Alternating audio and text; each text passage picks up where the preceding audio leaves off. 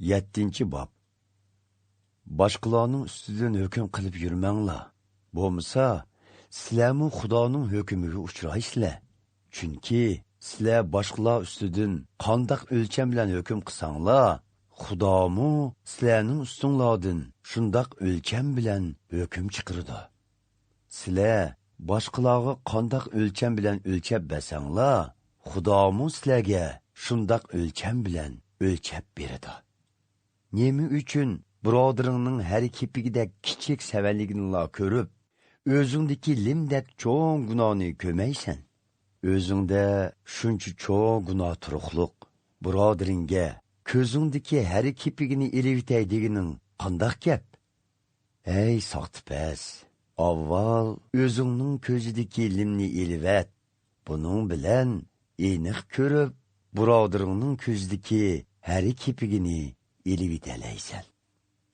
İştqa muqaddas narsini bermanglar.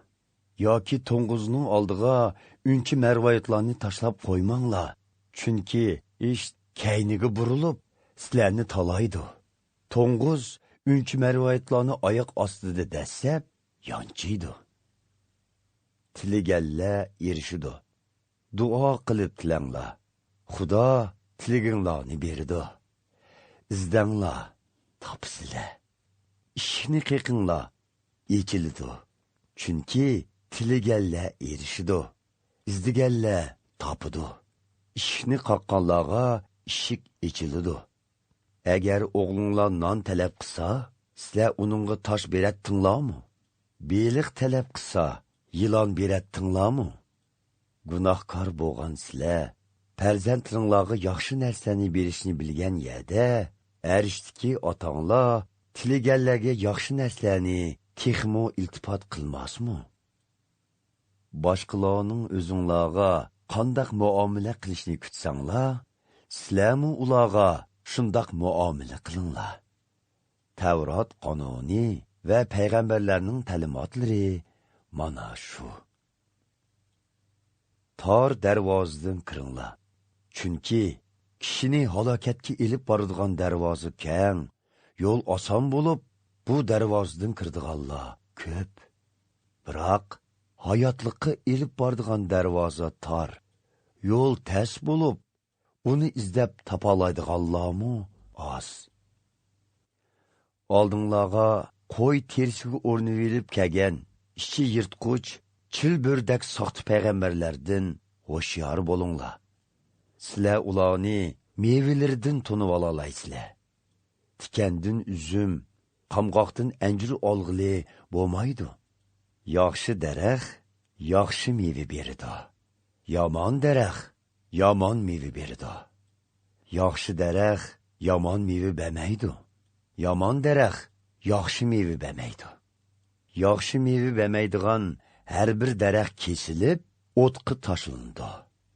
Shuningdek, soxta payg'ambarlarni ularning mevalaridan tonib olalaysizlar.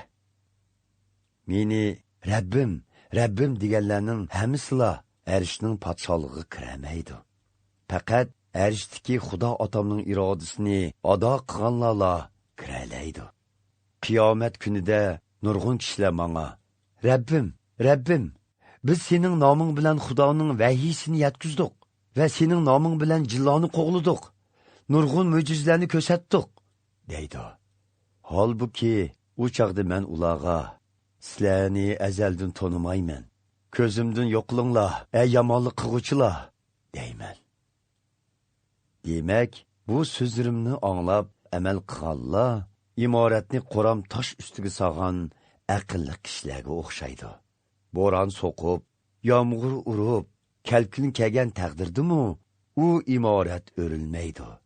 Chunki uning uli qo'ram toshning ustiga selingan. Biroq so'zlarimni anglab turib, amal qilmaydiganlar imoratni qumning ustiga qurgan ahmoqlarga o'xshaydi. Undaq imorat bo'ron, yomg'ir va kalkunning hujumiga uchirganda o'rilib ketadi. O'rilgandimi intoyin fojialik o'rildi. Hazreti Ayso bu so'zini oyoqlashtirgandan keyin xaloyiq uning ta'limlariga hayron qilishdi. Chunki Hazreti Ayşoning ta'limlari nopuzliq edi. Tavrat ustozinikiga o'xshamaydi.